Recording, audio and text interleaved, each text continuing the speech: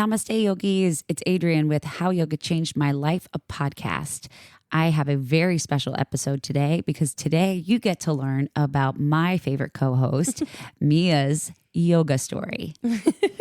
Yeah, we're ending season 1, and we thought it's time that we also start to share how yoga has changed our life. If it hasn't been clear in our conversations, we're going to get a little more explicit with it. Exactly. We just wanted to make sure that we highlighted all of the different people that have reached out to be on the podcast and get their stories out. Mia and I have really enjoyed doing this podcast. It's been so much fun, and we can't wait for season 2 to come out in January. But don't worry, we will not leave you hanging through the holidays. We have other episodes ahead for you as well. So let's get into it.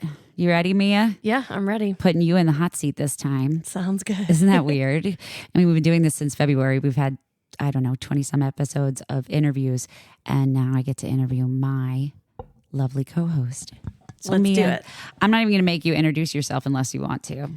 Why not? Yeah, I guess not, right? Yeah. Hey, everyone. This is Mia, co-host of How Yoga Changed My Life, a podcast.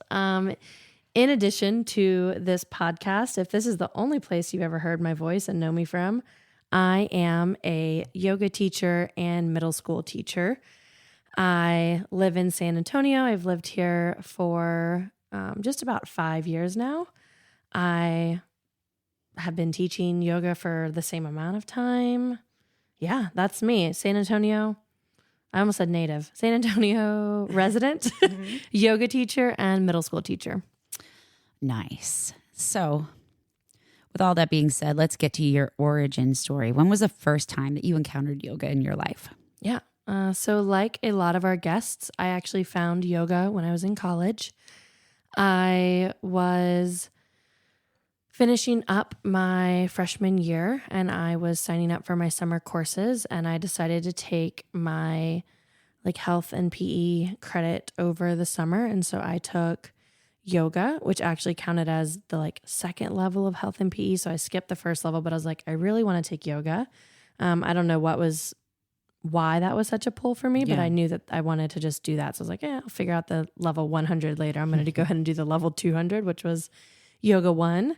And I'm glad I did it over the summer because it was a summer course. It was very quick. I took yoga every single day, 5 days a week. That's so cool. As my course. And I fell in love with it. I had an amazing teacher, Autumn Belk, who I actually saw now a year ago. I went home for Thanksgiving last year, and we took class together. It was a very beautiful full circle moment. We follow each other on social media, and I'm really, really grateful for who she was as a teacher because she incorporated every limb of yoga. The things that we talk about here on the podcast. She made sure that was my first exposure to yoga, right? It was its full, genuine, authentic yoga experience. Very cool. I mean, just being able to say that there's a course in college for yoga is a huge win, because when I was in college, there was no courses for yoga. So it's good to hear that, that's really looking back over this past year and hearing from other people, a lot of them have found yoga in college, and let's just bump that into middle school and high school now, right? Definitely. No, and I think it's partially because, if you think about it, I feel like that's when so many of us are exposed to a number of things, right? College is when we're exposed to people from different parts of the country with different backgrounds, but especially for me coming from a small town, right? Yeah. That's when I started to meet people of different religious faiths and things of that nature. And yoga is not an exception. It's where I got that exposure to it. I finally went to a city and had exposure. So when you were taking this college class, what was it like? What kind of things did you, what was your first kind of opinion of it when you started? Were you like, oh shit, this is hard? Or were you like, oh wow, this is going to be easy? I don't think I thought it was hard. I definitely really enjoyed it. It was very routine, which I appreciated. We came in, we set up, we did practice. There was a component of lecture and philosophy and learning about, the roots of yoga, as I like to call it, I guess. We read the Yoga Sutras, it was one of our required readings for the course. That's so cool. And there was even discussion as a class. So I think it was interesting to take yoga in a academic setting, really. Like, I mean, I don't ever remember taking notes, but I do remember like our sutra was like our textbook. And, you know, we, a lot of it, the learning was internalized through practice. But yeah, I think it was definitely challenging. I remember trying inversions. I remember trying different back bends and being like, oh my God. Yeah. Not what I was expecting, right? Like Right. in that component, like there was definitely a level of difficulty there. Cool. So what brought you back to your mat? Why did you keep coming back after taking a class and passing it? Then you're like, okay, I'm done, but nope, not you. You got to come back into it. Yeah, no. Well, first, I mean, what brought me back from the first class I took is if you miss one, you fail the course.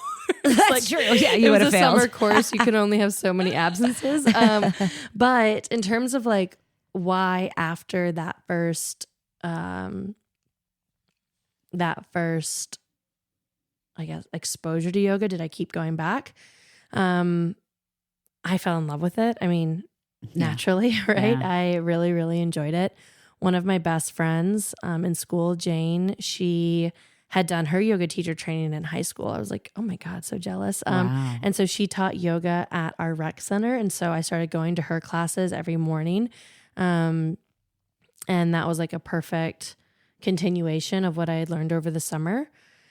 For me, it was just the first time that I had a physical movement practice that wasn't competitive. Right. Because you were a big soccer player growing up. Yeah. So I was very, very competitive. Growing up, I played soccer from the age of 3 competitively since the age of 7 through high school. I ran cross country. I tried a number of sports, you know, basketball, softball. Yeah. So just always very, very competitive things, right? Games. And You're still competitive. yes, I'm still very competitive. And so tough. But it was the first time I got to move that wasn't competitive and it wasn't a team. You know, it wasn't, it was just solely my practice and movement with my body. And it allowed me to appreciate what my body was capable of doing, especially because additionally to being very competitive growing up, I was hyper aware of my weight growing up. I could probably tell you how much I weighed from like the 5th grade through, you know, most of college. Like I was very, very aware of my weight.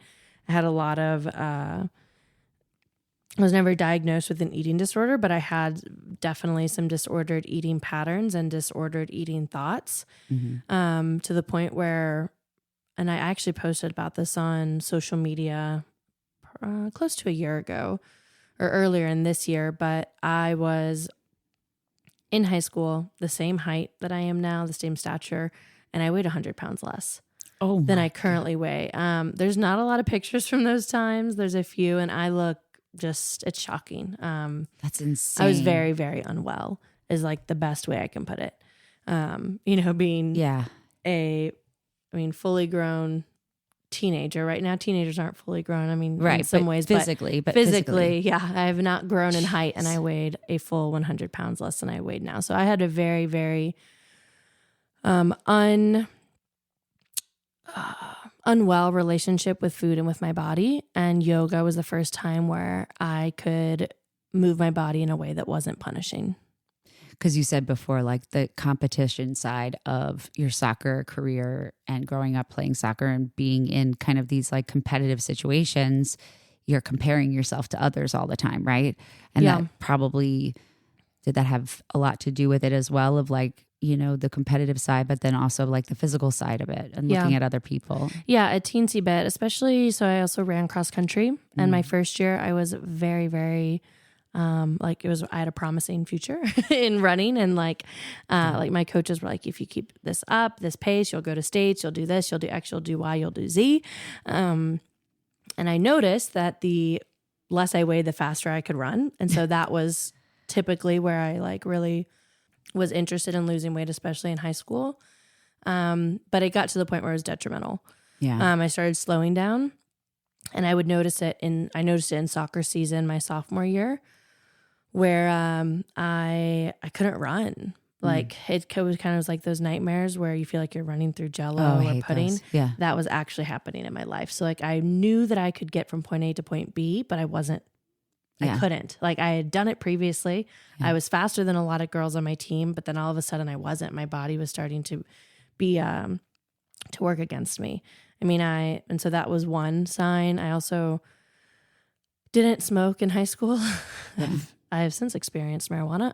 But I felt high. Like, and I didn't realize that in high school, like until later, but like I was just so ungrounded and was eating so little that the sensation is as close to as I would describe it as feeling high. Like I just wasn't grounded mentally. Like out of your body kind of feeling? Very out of body. And just like I was floating and not attached to anything. Wow. Like that's how little I was eating, that it was like affecting my mental. Yeah, it was almost like a mental fog kind of thing. Yeah, very much so. Wow. And so like, I mean, high is the closest I can describe it. If you've never experienced like that lack of deprivation of food. Yeah. That's what it felt like. So those cross country especially pushed me into that very competitive and very detrimental relationship with my body. Soccer in some ways helped and saved it. Like I knew that if I wanted to continue playing soccer, I would have to take care of myself because now on the soccer field, I wasn't able to perform. It took over a year and a half for me to kind of repair some of the harm that I had done. And still not mentally, right? Physically, I was starting to gain weight again and I was starting to be able to show up with my full strength and ability, but mentally that harm, is still present. And that's a thing that a lot of women and men deal with as well. But, traditionally it's been more women that have dealt with body issues and the way that they look. And all of us have a skewed view of how we look.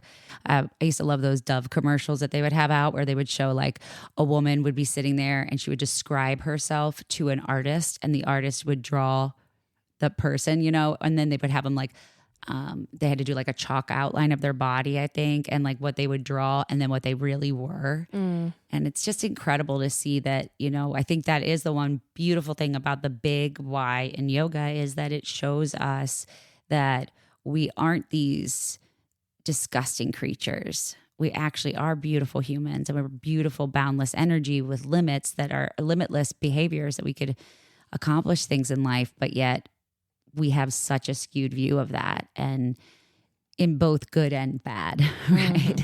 Definitely. So when you would come back to your mat, like you said, like, hey, obviously you were going to fail your college class if you didn't, take the classes. And then you had your friend that was teaching during the school year.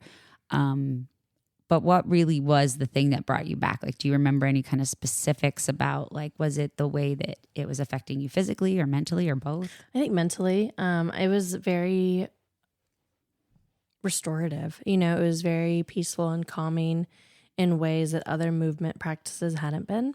It was very nurturing and healing. Like I was able to acknowledge the way my thought patterns as it related to myself and my body were changing. And that those thought patterns were not, productive or conducive. Yeah. So that was kind of like, I would say, soccer in high school was a moment where I said, if I want to play soccer, I have to eat. Yeah. And so I made that decision to eat more, right? But I hadn't really made any progress or work on how I thought about myself. And so yoga and that summer was kind of the first time where I started to address and acknowledge how I was thinking about food and thinking about movement and thinking about my body. Yeah. And it took years. Like it took years and it still is not necessarily great. I don't think that anybody's view of, food intake can be fabulous every day. But I do feel like when you have those patterns and those scars that you've kind of developed over your lifetime, it's hard to get rid of those feelings of, a negativity and inadequacy or whatever it is for you.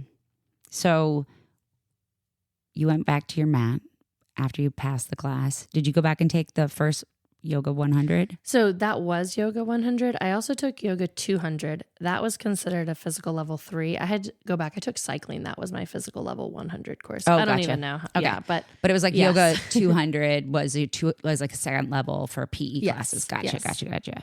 And when did you kind of notice this practice kind of really embedding into your lifestyle? I think because of how I saw it impact my relationship with myself, not just physically, but mentally, it was kind of the first space, practice, time, dedicated space for myself that provided that, perhaps outside of like therapy. Yeah. And so also as I ended that summer, a relationship of mine ended, and it ended moderately fine, other than my partner or my boyfriend at the time did not understand that we were like broken up, or he like kept thinking we would get back together, and it was super obnoxious and incessant. Oh my gosh. We worked in the same restaurant, and it ended with like I finally after work one day was like, you have to stop. Like, you have to leave me alone. We're not going to get back together. You're bugging the shit out of me. Yeah, exactly. Like, cut it out. And seemed like he understood and was like, I'm sorry, blah, blah, blah. And he like gave me some space. And like 2 weeks later, a mutual friend asked us to go to a party. It's, middle of summer. We're the only ones who are still like, at college, like in town. And so we go to this party together, and the night ends. And as like we're going home, he just starts like touching me again. Like, I'm in the front seat, he's in the back seat, leaning forward, trying to like touch my arm, try to get my attention. And it's like so much so that I'm leaning so far forward in my seat that I'm like over the dashboard. Oh my gosh. And when we get back to my friend's apartment, he like tried to force himself on me, and I like shoved him off. And it's the only time in my entire life I've ever tried to drink and drive because I was so upset.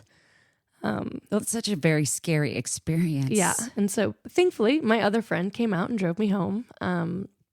But I just like couldn't think clearly. I had never been so like disrespected and disregarded, especially no matter how many times I like told him I wasn't interested and said no. And so ultimately he, there was like a form of assault. And so I was super upset. And I had a very quick downward spiral after that. Like, I started drinking a bottle of wine a day. Like self-soothing. in my dorm room. Yeah. And again, two things that helped was a friend finally said, like, I'm going to walk you to the,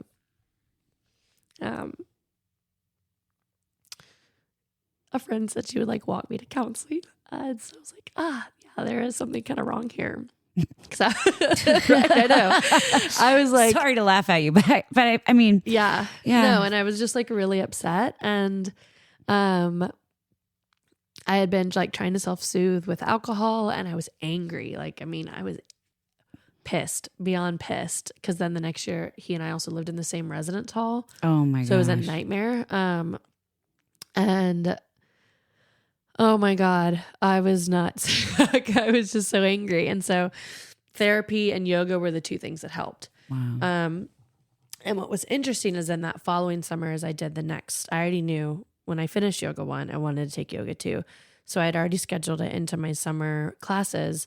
And that was way harder, not physically, but mentally. Sitting with my anger and my grief was the hardest thing I've ever had to do.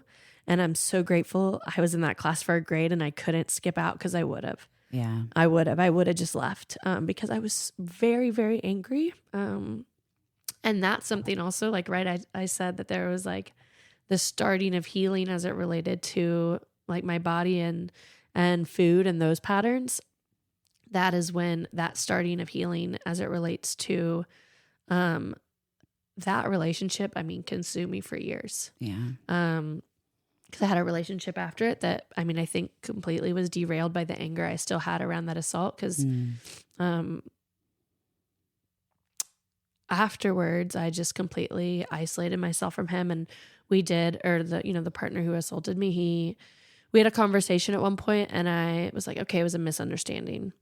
Oh, so you totally let him kind of. Well, I was like, it's a misunderstanding, and I allowed him to apologize, and I like accepted it. And then that following summer, he raped someone. And yeah. And so when common friend found out, she encouraged the girl to reach out to me, and I like helped her go through the reporting process. And I had already reported what happened with he and I to like our student conduct, and we had a no contact order. And so then, but what he did with her was just, extremely more invasive and vile. And he was, thank God, like suspended from the university, but only until she graduated. So once she graduated, he was allowed to come back. Are you serious? Yeah. And so, but there was never any like police. So that took a year of like her telling me and wanting to confide in someone and wanting to go through that process. And it took a year. And that year I was like the angriest I've ever been in my whole life. I mean, it consumed and destroyed all my relationships. Like with my boyfriend at the time, with one of my best friends, we lived together. It was like the worst our friendship has ever been. With the organizations I was in, like I lost a lot of friends there because I was like fully consumed with anger and it's fucked up. I wanted to destroy his life. Like I just wanted to, anything I could do to fuck with him and like revenge. Revenge. Absolutely. Because what he had done was just so awful. And like I had allowed him to convince me that it was a mistake. Yeah, that's what I was going to say when you said you forgave him. I just felt very, very guilty. And like, I have held that guilt, and I guess still do. I still feel very guilty because I just think like if I had done something different. No, but I think that. Yeah. And I know that's not true, but it's like, it's very hard to not think that way. It is very hard to not think that way, especially as a woman. Yeah. I feel very guilty that I did not make a bigger deal out of what happened with he and I, because then he just continued down that path and did it to other people. And there's probably other girls that he did it to, and I don't know about, but all that to say, that second summer with Yoga 2, I had to start that like healing process. Yeah. And that took years. Like it was probably, maybe a year ago with my yoga book club, and we read Spiritually Sassy, and there's like a whole chapter on forgiveness, and I like went through the protocol in that book on like forgiving JT is what I'll call him, JT, for what he did. And that was just very, very, very hard, and it's still not fully there, but my anger as it relates to that I think has released, but the guilt clearly like hasn't. Yeah. I know the guilt thing is like it's a really big thing to kind of handle. And I think especially like there's an age gap between the two of us, like I'm pretty much old enough to be your mom. Like looking back on my college and my high school career of relationships, and even into working in the beverage industry, in the beer business, there were many times where I was put in those kind of situations where I thought, this seems like it's crossing a line. This guy's not respecting my boundaries. I don't feel like I'm being respected or cared for. And I feel like a fucking piece of meat. And it was like a horrible feeling. And like that guilt of shoulda, coulda, woulda, there was nothing more you could do. In fact, the fact that you helped someone else through the process when you were still going through it, that's a huge testament to your character. Yeah. So anyways, that's what happened. And I think seeing what yoga was able to do for me in that one, which was a very, very dark and hard time, spoke to me as to why like I needed the practice. Because then, maybe a year after that, one of my coworkers and like best friends, Brandon, wanted to do yoga teacher training together, and we had been going to studios around the city. And so we did it together, and that was just like another level and wave of healing as well. So it's been the only thing that is there for me no matter what I'm going through, and that can help no matter what I'm going through, whether it's mental, physical, relationships or, thought patterns, whatever it is that I'm struggling with, yoga is the only thing that's ever helped. No matter what. It helps no matter what. It really does. I mean, sometimes it may not feel like it's helping because sometimes you have to kind of go in to, you got to work in to work out what's going on. And that can be hard to do, to review or recalibrate the way that you think about yourself and the way that you, your feelings of anger. I'm curious though, that when you say that like your emotion of anger destroyed all your other relationships during this time frame, how did that happen? Like, I'm thinking like, oh, you're just angry, but like, how did it come out to others? Yeah, I don't know. I mean, I was obsessed with JT, like obsessed with ruining his life. Like I would probably come home and be like, JT did this today and said that and that and that. Can you believe this? And like, I was obsessed with, I was obsessed with everything that I felt he was getting away with, and that like no one else would see it. Right. Cause I told in some scenarios, like I told people what happened and it like didn't matter to them. So, I mean, I was literally obsessed in that sense. And then also, I mean, I also was just a very, very angry individual. Aside from what happened to me and what happened, in that relationship and following that relationship, I think I was a very angry individual, prior to yoga teacher training as a whole, right? Like there was a moment in YTT where like I like cracked open and I finally was able to feel other emotions like joy, happiness, exuberance, like all of these other emotions, and even sadness, right? Like I don't think I felt sad before. Wow. Instead of sad, I was angry. Just got mad about stuff. Yeah. And anger is definitely my easiest default emotion still. For sure. But I just have such a wider breadth of emotions now. So cool. So that's also what I mean. And I think it's also, right, of course I mentioned the competitiveness of my like disordered eating. It also came from very unhealthy relationships at home with my family. The same time where I'm completely out of control as it relates to my eating or, restricting very, very heavily. My parents are getting divorced. I'm being put in the middle of their divorce. I'm the only one who can talk to either of them. They can't speak to each other without a lawyer in the room or a judge in the room. Legitimately, they can't email one another. So I'm also just have been angry from that point forward. And also, I was angry in college because I had to pay for it myself. Yeah. My parents paid for my sister to go to school and didn't pay for me. Yeah. My first 2 years, I worked 40 hours a week to afford college.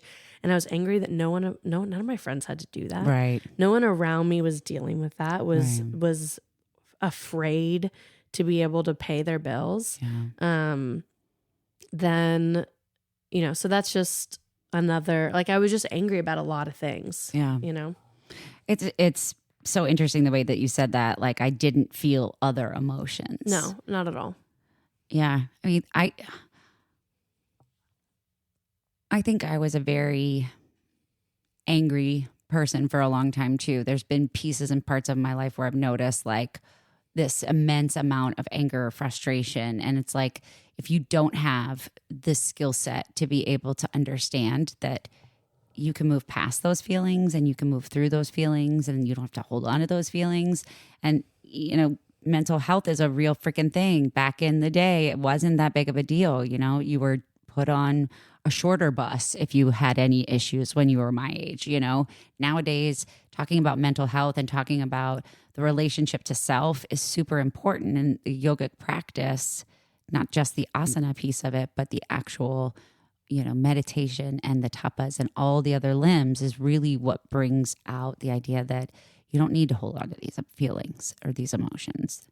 Yeah. And I think there's space to hold on to feelings and emotion, and they're valid a lot of times. But I think for me, one, I will still probably go to anger a lot of times. Like I'll just, it's a pattern. And also I'll just say like anger was also like the language we spoken at home growing up, like, period. But all that to say, I can still go there very quickly. It's like my default for sure. But now I can say like, I can observe that I'm angry and then ask myself why. Like, what about this is upsetting me? And why is it upsetting me? And is it actually rooted in embarrassment? Is it actually rooted in fear? Is it actually rooted in shame? Is it actually rooted in frustration? Because those are different than anger, right? But they can manifest as anger. Like anger is just such a broad term. Yeah. And so, yeah, I think now I just have the ability to observe it and pause and hopefully respond. And also the good news is those who are very, very close to me know this about myself. Like, and it happened. I mean, it happened even like 2 days ago. It drives me nuts. Drives me absolutely nuts if I call my partner and he doesn't answer. Because I'm like, what if I'm dying on the side of the road? Yeah, and specifically, if I feel like he should know that I'm trying to contact him, like we're meeting up somewhere and I'm calling to say, okay, I'm here. Where are you? Yeah. And he doesn't answer. And I've texted and he doesn't answer. And I call again and he doesn't answer. And so that like will infuriate me. And it happened 2 days ago. And I just walked in and I found him and I said, this is as nicely as I can say this. I need you to be better about answering your phone. Where are your car keys? And he was like, sorry, they're right here. I was like, thank you. And I like left and I got the car keys, did what I needed to do. When I came back, I was like, I've calmed down, but also I didn't freak out because there have been times where I'm like, why didn't you answer my call? Like I'm going to like this place of blame and frustration, anger, but rather I'm trying to communicate. This is something that really frustrates me. And this is also as nicely as I can personally say this. Maybe someone else can say it more politely or more friendly or whatever, but this is as nice as I can say it in this moment. And I'm also going to remove myself until I'm like where I need to be. Yeah. And I can also talk to myself of like, okay, you're pissed off and the only one you're ruining this for yourself and for everyone around you. And there's no reason. Like you have a choice of whether you want to be pissed off and you can stay pissed off or you can decide not to be. And I think in that, like that one small example, I'm pissed off. And in some ways I think it's fair / valid. Because I'm whatever. But I need to say like, this is frustrating me. And that's all that I can say, right? Like I don't need to go into berating of why it's frustrating me and how this is so or why he's being incompetent or whatever. Right. Like I'm not going to come up with this list of flaws. I'm just going to say this is frustrating me and that's all I can say right now. Yeah. And I'm going to go take care and then I'll be back. Yeah. You know, so I think also like, because it is annoying. For me. Yeah. You know, Exactly. this is the most annoying thing in my life. Yeah. You know? I know. And what a blessing. But yeah, seriously. Like, what a blessing for that to be my biggest issue with my partner. But, you know, and so it is valid to be frustrated, but like you have to know, okay, well, what's an appropriate way to navigate it? For me, that's as appropriate it's going to get for right now. If someone's offended by that, I'm sorry, but I'm trying. I know. That's what I feel like I say a lot, even when I'm frustrated or angry or pissed off with my kids. You know, I'm always trying to be mindful of, I was never apologized to as a kid. Like my parents never said, I'm sorry. Right. And I'm like, I say I'm sorry pretty much every day to my kids because I'm fucking some shit up some way, shape, or form. Right. And so there's the mom guilt. And then there's the worry about like, what am I doing to them? Like, I'm totally fucking on my kids. Like, how much are they going to be in therapy because of shit that I've said? Right. And I think the biggest thing that I've looked at with dealing with my anger and my frustration is that exactly what you said is just take a step back. Just give yourself 90 seconds to just kind of sit there and let that emotion process until you can get to the root of it. Yeah. Right. Yeah. And for me, sometimes it's, well, I'm not going to talk to this person until I can figure out why this is bothering me. Oh, I do that. And maybe it's a day or two, or I'm not going to deal with this situation until I know what the root cause is. And sometimes it takes more time than 90 seconds for me personally. Totally. Like it's really hard for me to shift down. Quickly shift up, automatic shift up. Yeah. It's a manual shift down. It's hard. So no, it's definitely the observation and the root cause is a big one. Like, what is it about this? And sometimes a lot of times it goes down to like, I was yelled at for being late. you're late, my response is to yell at you. It's Right. like, oh, well, is it actually crucial that we're like this? We don't have to be on time to the movies. There's 30 minutes of previews. Like, why am I mad? You know? So even like navigating, this is a crazy one that I figured out. Yeah. In my house, everyone had to be like at the dinner table when it was time for dinner because it's going to get cold. Right. And so I freak out about that. I'm like, I just made this food. I said dinner was ready. Why is everyone? Well, now it's going to be cold and everyone's going to hate it. And everyone's going to be pissed. And I'm pissed because you're not on time for dinner or whatever it may be. Mm-hmm. And I did that. I remember the first time I lived with 3 boys. Like, awesome. That was cool. I was like, dinner's ready. Why is everyone not? Okay, I'm putting it back in the oven because no one's here for dinner, blah, blah, blah. Like, I'm freaking out about that. And I'm like, why does it bug me so much? And I still didn't figure it out. And I left it. I was like, whatever, because you need to be on time for dinner. It's dinner and dinner's hot and dinner can't be cold. And that's why we're on time for dinner and dinner. And then it was like 3 years later going to Thanksgiving with my partner, Jair, and they were putting all the Thanksgiving food out. And I was like, why are you putting the food out? It's not going to be hot. No one's here. Dinner is not ready. No one's ready for dinner. Yeah. And then I was like, oh, they don't care. It's okay. You can reheat the food. That's not like something that they prioritize. Right. They care about everyone just having a good time and drinking and eating whenever they feel like it. And I was like, oh, in my house, it wasn't that way. Yeah. It was a panic and a freak out that it wasn't going to be hot and people would be upset. And so that's why we had to be on time. And like, so yeah, sometimes it takes 3 years to figure out why you have to be on time for dinner. No, it's true. And I think as you get older, it's hard to look back on the younger version of yourself and not feel that like pit in your stomach of like, oh, fuck, I was an asshole. Yeah. You know, or, you know, the situation that happened to me, I didn't deal with it the right way, or I came across the wrong way. And it's so easy to spiral down those pigeonholes of like, or rabbit holes, pigeonholes, rabbit holes. What is it? Rabbit holes. Rabbit holes of, you know, that embarrassing feeling of like, oh, I didn't do that right. You know, I grew up in a family that my dad worked his ass off.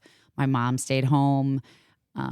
And, you know, you would think it would be sunshine and roses, but there's no family that's all sunshine and roses.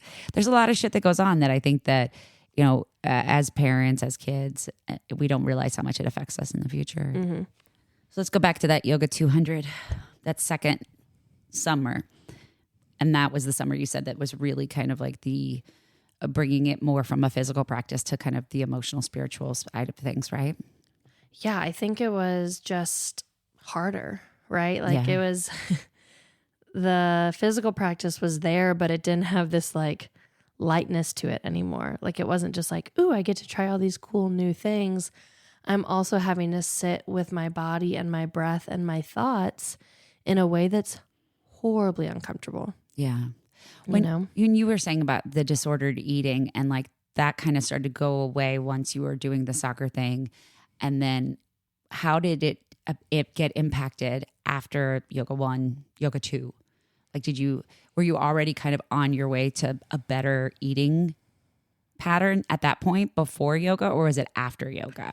Yeah. So I definitely had stopped restricting the way I was eating a lot. Just for example, like in high school, I wouldn't eat breakfast. I would have multiple coffees. I would have like a Greek yogurt for lunch and would like push around whatever dinner that was like available to me. So I like ate very, very little. Yeah. I tried to keep it under 1,000 calories a day. Oh my, and the amount of workout you were doing. Oh yeah. Meanwhile, I was waking up in the morning and doing something on my own. Mm-hmm. I was going to soccer and or cross country practice. And then before bed, I would usually do a third workout. Wow. So I would do like a Jillian Michaels workout DVD or like something I would just make up on my own. Yeah. So I was working out a lot and eating very, very little. Once I realized that like my body was working against me, I started to eat more. Still probably not a ton. I still also liked eating very little. Mm-hmm. Especially because in high school I was a drinker. Yeah. And I knew if I ate less, I could get drunk faster. That was like my plan. I was like, if I'm drinking, so like Friday, Saturday, I'm not going to eat during the day because I'm going to go out those nights. crazy. No, I mean, I remember having the same thoughts too, Yeah. Well, and then also but so yeah, I wasn't a big purger other than with alcohol, because I would get full, I would purge and then drink more. Yeah. So I did a little bit of both. I was a definite restrictor, and then I purged too. If I ate too much, yeah. and if I felt the guilt, if I felt the heaviness, then I would purge. Yeah. So the eating patterns got a teensy bit better in high school. In college, I think they were like moderately better, but I think what yoga helped with was like how I thought about my body. So like in college, maybe I was eating, but I still thought like I needed to work out and I needed to lose weight and I needed to punish wear yourself certain sizes. Yeah. And if I ate this, I'm definitely going to the gym. Yeah. If I did this, I'm definitely going to go here. I need to run harder. I need to run longer, whatever it may be. Or take these workout classes. But this, for yoga, it was like, wow, like I don't have to be sweating a ton. I don't have to be anything to appreciate what my body can do. Like I can do these crazy cool things without treating myself like crap. Right. And it was just a movement practice where I'm actually like thinking about how my body feels. Does it feel like, is there the openness to be able to attempt this? Is there the strength to be able to attempt this? Is there the curiosity to be able to attempt this, Yeah, because I think when you're doing movement exercises for soccer or for running, it's like very repetitive, even though, most stuff is repetitive, right? It's brain patterning and rhythmic kind of focused. But if you think about your yogic practice and more of the positive impact it had on your relationship with your body physically, because you were in the present moment. You weren't up in your head. You weren't trying to like get someplace or beat someone in a competitive way. It was like, wow, I get to appreciate the moment. Yeah. No, it was very much in the moment. I think also considering I played soccer my whole life, I knew what to do out there. I was never thinking of something new. Like, occasionally there's new footwork or whatever it may be, but yeah. So anyways. It was more like pounding on your body to get better instead of like growing your body to get better. Yeah, for the most part. Yeah. So when did people see a change off your mat? Or when did you notice a change first and then did others notice? Yeah, I think when I did yoga teacher training, that's when I noticed a big change emotionally. And yeah, definitely then. You can ask like my 3 best friends. Like I'm just a different person. You can ask Bria, Owen, or Lydia. Like they know yoga has changed my life and how I treat others, how I think about others. Like they've always been my friends and I hope they've always loved me. Right. But I was like mean, like I was a mean person and like petty and nasty and angry. And like sometimes I joke like, this is old me. Like they'll send a TikTok or something like, oh yeah. Like I just was crazy. I was just a very, very different person and very, very like reckless. And yoga just changed a lot of that for me. And like how I think about things and how I treat people and how I handle difficult situations. And so I noticed it in yoga teacher training. Like there was kind of like, again, like this moment where I broke open and started to feel a whole different range of emotions and started to think about a number of like crucial relationships in my life in different ways and reflected on how I had handled them and how I wanted to handle them moving forward. And then it immediately affected those relationships with like my 3 best friends. And yeah, immediately noticed. Wow. I mean, at least I think so. And because my like best friend Owen and I had our like first and only fight, and I apologized, which is like something I wouldn't have done before. Because also like, again, Lydia and I had lived with each other that whole year prior. I don't think we apologized to each other that whole time. You know what I mean? Yeah. And especially I to her, like, cause I definitely was in the wrong in a lot of those scenarios, I think. And so, but now definitely I've said sorry to her for those years or for that year. And I feel bad that our relationship wasn't strong while we lived with each other. But, I don't think that would have happened if I hadn't done yoga. Yeah. Yeah. That's crazy. So you talked a little bit about an aha moment, but let's kind of get into more of like now that you're, you went through your teacher training, and that was still when you were in college, right? Yeah, I was in college. That was your junior, senior year? I did it during my senior year. Senior year. Mm-hmm. And then after college, how did you incorporate yoga in your life? Because it's a big shift. Like you have like a routine in college, and then all of a sudden you're out on your own. Yeah. So I think like within a month of graduating, I moved to Texas. I moved to San Antonio. Oh, right. I immediately started my training. I moved here with Teach for America, and we had Summer Institute. So I did like a week and a half here in San Antonio. We went to Houston. I did about a month and a half or two in Houston, was able to go home to North Carolina for a month, and then I moved here full time. Wow. Even with all that going on, at Institute, I started offering yoga once a week out in the courtyard. I was like, yoga, I think I probably did Wednesdays. I like doing stuff in the middle of the week. And so I offered yoga in the courtyard. I immediately was, I wanted to be teaching. I had been offering yoga in the park for that 1 month before I left. So teaching it immediately. Yeah. I just felt that I needed to practice those skills if I wanted to keep them. Yeah, I feel the same way. Yeah. And then I immediately was researching studios here in San Antonio. I had found a number of studios. I started trying them. I had tried, I think, 3 studios, and one didn't vibe with. Another was far for me. Third, I loved. It reminded me of my studio back home, just in terms of energy. But even still, some of the teachers, I just was like, I don't know if I'm like totally sold. Yeah. So I didn't have a membership anywhere. And I was still looking for somewhere to teach. And then it was so funny because I had the studio where you and I met. Yeah. I saw an online advertising where it was like founders membership for $39. And you keep it till you cancel. And I was like, done. I don't care.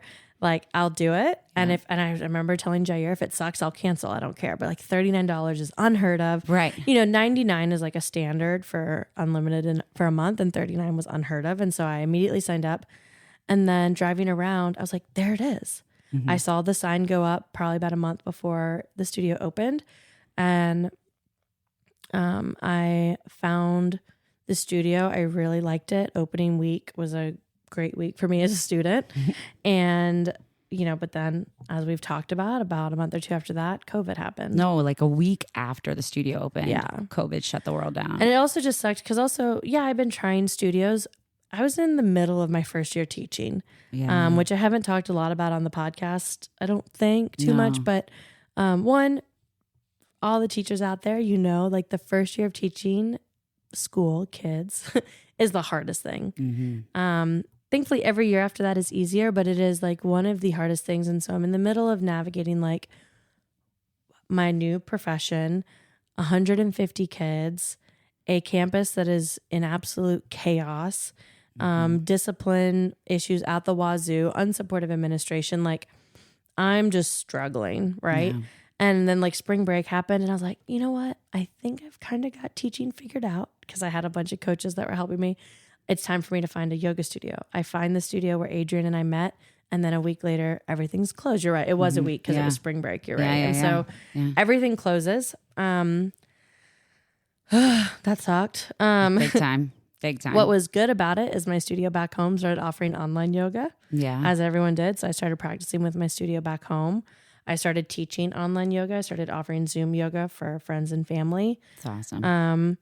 And then in December of 2020, I saw an advertisement for another local studio who wanted teachers and only for online classes. And I was like, you know what? I've done online classes. I'll do it. Yeah. And I started teaching there. The studio where Adrienne and I met opened back up. I started going back a couple months after that. I was invited to audition and started teaching there. A third studio opened up. I reached out, took a couple months because of brand and format, and then I started teaching there. So then I started teaching at 3 different studios Plus teaching middle school. Plus teaching middle school. I actually, you know what? I started teaching yoga at my middle school. I did my kids yoga teacher training during COVID. So I really I never stopped. Yeah. I think that's what it looked like. Yeah. Well, it's funny. I think that we're similar in that way because as soon as I, finished my 200-hour, I was right into teaching. I was right into my 500-hour. I was right into 95-hour first, then 500-hour. Yeah. But it was like the more that I could learn, I just wanted the information because I knew the benefits that it was having on me. And I just knew the benefits it could have for people I loved and others. Yeah. And I think that that's one thing that's so weird about yoga teachers. And maybe that's what makes us so strange is that this deep desire from within to share with others instead of like a personal trainer and I am a personal trainer myself. So I went through those trainings. I went through cycling, yeah, we care and we love you and we want you to do well. But there's something so much deeper rooted within the yoga practice that makes us kind of crazy. Have you tried yoga? Have you tried yoga? We're not jobs, but it's obviously because we know that when you lean into your vulnerability and you open yourself up for examination, you're getting better and you're growing. So tell me about an aha moment. Whether teaching or taking. I'm trying to think.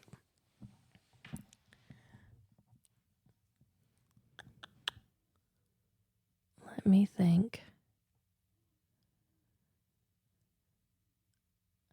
Actually, I think, and I've already shared this with you, Adrienne, so apologies. No worries. I love hearing your stories over and over again. But our most recent one, Adrienne and I now work together at a new studio.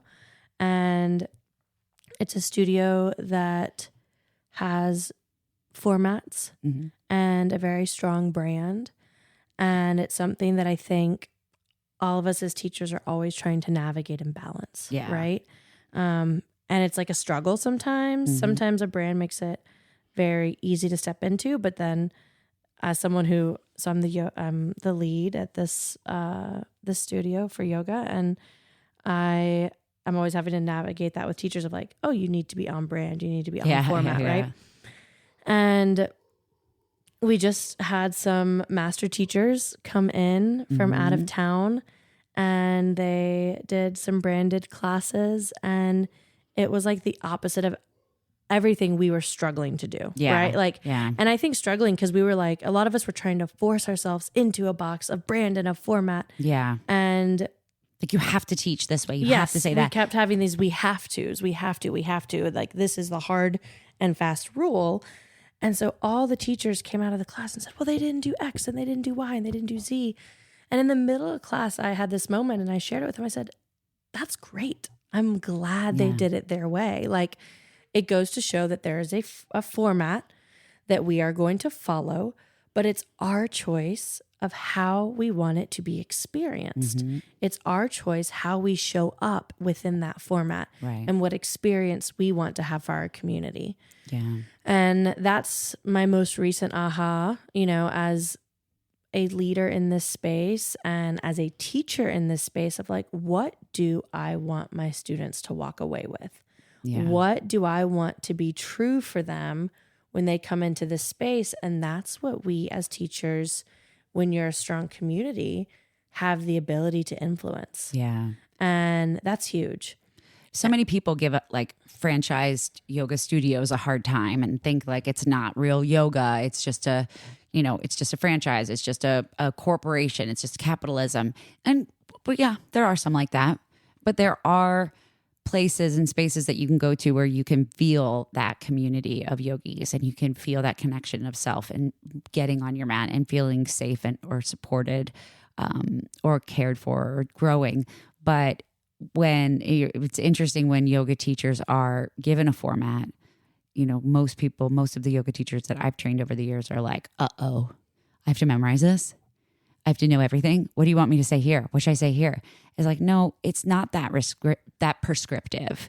It shouldn't be. It should be more about here's the kind of outline and learn how to teach in our style of how we deliver the poses by poses. But then your ability to bring that to life is really what they're looking for. So, fuck everybody who says that these big franchise places can't deliver great yoga, because they can. They really can. Yeah. So that's my recent aha, in the middle of the class. And I was happy to share it with folks. And I think it landed well. Yeah, absolutely. It makes a lot of sense too, because it gives yoga teachers the ability to feel heard and seen and creative and being able to do what we want to do. But I do feel like, and you and I've talked about this a lot, back and forth through trainings and such, that having a sequence to follow, having kind of a roadmap is good. Some people do better with it than others do. And some people don't do roadmaps well, Yeah. Well, we've debated on what it looks like. Yes. Yeah, for sure. For sure. So what can others learn from your story, Mia? It's a big question. Yeah. I think what I know to be true is that right, yoga is, for me, a lot of times the only thing that it will consistently help. No matter where I'm at or what I'm dealing with, yoga is there. And for me, it's necessary to work through whatever it may be. And it is a practice that changes and adapts for what you need from it. Yeah. And also when it is the most difficult is when it's the most necessary. Yeah. Right? When it's the most difficult to sit with yourself is when it's the most necessary. And even if sitting with yourself, you're pissed off the whole damn time, sit there pissed off. It's okay. Yeah. Because if you keep sitting there pissed off long enough, you won't be pissed off anymore. Right. Like at some point you'll calm down and you can maybe evaluate why you're pissed off. But so I think it's just that when it's the hardest is when it's the most necessary, and it is always there for you, and it is ever adapting. Yeah. I mean, and most people that I've encountered over my years is when you go into a yoga class, even if it's the shittiest class you've ever taken in your life, you always come out feeling a little bit better than when you walked in. So, it's just like a habit of self-care, right? We're in this whole like self-love, self-care, take care of yourself, get a massage, go to the spa. It's like, take care of yourself and sit for 5 minutes in your car quiet before you walk into work. Take care of yourself by moving through a few sun salutations when you're feeling frustrated and you need to release, energy. Pay attention to the thoughts that are going through your head and the words that you speak, to others, and how you're showing up in life. And I think that your yoga practice is the best tool in your toolbox sometimes. Yeah. And what I'll, to kind of add on to that, I think what's nice about a yoga practice is once you have it, you know it. It's routine. You know something. Let's say you have a yoga mat at home and you sit on it or you stand on it. Even if you don't know the words for it, you know that you can move your body in a particular way, and you can just do that. And I say you can just do that because maybe you don't know how to say kinder words to someone. Maybe you don't know how to evaluate what you're thinking. Maybe you don't know even what it is that you're struggling with. You just know that you're struggling. But what you do know is I can reach my hands up overhead, and then I can fold forward and touch my toes, and then I can step back into a plank and I can lower to the mat. I can take a cobra and I can take a down dog. I can look forward, step forward, lift halfway, fold back forward, rise up. Yeah. I didn't say any poses other than I think cobra and down dog just now. Like, you can go do yoga without knowing what it is that you're trying to fix, and it'll help, right? Like yoga can almost tell you maybe what it is you're trying to fix. So even if you don't know what it is that you're struggling with, know that you can rely on yoga because you do know yoga. You can practice the movements. You can practice the breath. Like breathing sometimes for people is, it's an autonomic thing. We're doing it. We're not thinking about it whatsoever. And then all of a sudden you're in a yoga class and they start teaching you about breath, and they start teaching you how to breathe in and out and how to pay attention to the movement in your body. And, I've said this 1,000 times on the podcast, but it is scientifically proven that every cell in your body can hold on to memories, feelings, emotions, stored energy. And those areas of your body, like your heart and your hips, those spaces can hold on to a lot more of those like fiery feelings, the anger, the sadness, the guilt, the frustration. When you move your body, you're energetically releasing those feelings. So I think that's sometimes when I go into a class, I've had a rough day, or I know I'm going to have a bad day, and I'm in that class, I'm in that moment, and I'm moving my body, and I'm getting rid of what doesn't serve me without even having to do very much, right? And that, I think, is the beauty of a yoga practice. Is it doesn't require sneakers, it doesn't require a track, it doesn't require a machine, it doesn't require another person, it doesn't require anything. You don't need to even touch the ground to do yoga, right? So getting into your practice and enjoying the moments within is only going to have you show up better on the outside. Yep. Cool. Any other things you want to talk about with your yoga story? No, I mean, it's just always been there. I mean, I think I talked about a few ways that it's changed, but in my hardest moments, yoga has been there. Yeah. You know, dealing with that assault, yoga was there. Dealing with disordered eating, yoga was there. Dealing with that campus that drove me to a point of being physically ill and in chronic pain, yoga was there. Being fired Yeah. for the first time, yoga was there. Yeah. It's just always there, and it's not going anywhere. So you just have to show up and meet it there. Yeah. It's the best, most productive tool in our toolbox, right? There's so many other things that we all do to ourselves to try to self-medicate or self-soothe. But really, the control is inside. Yep. So that's it. Lovely. Thanks for sharing your story. Of course. That was awesome. Are we going to do anything after this? No, I was going to say, y'all, we're not. This was our commentary. The commentary is the interview. The interview is the commentary. I don't have anything else. I'm not going to analyze myself. I'm not going to analyze myself interviewing you and analyze you. I do think, though, the biggest things that came out for me is what you just said, is that, you know, it helped you in the worst times of your life. Yeah. And it was the one thing that was there. And it's definitely a practice. You know, we're in the holiday season now. Holidays is when everyone's fucking busy. And I hate that word, busy.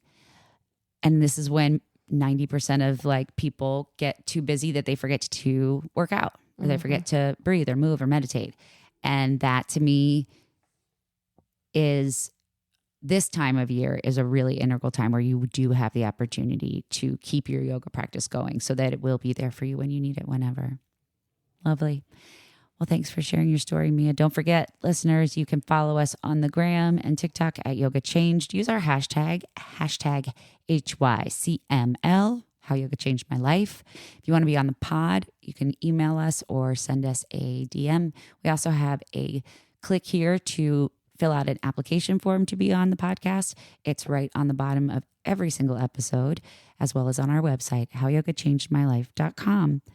We're really looking forward to sharing more stories with you. Please don't forget to rate, review, subscribe, and share with all that you love. Bye, yogis. See ya.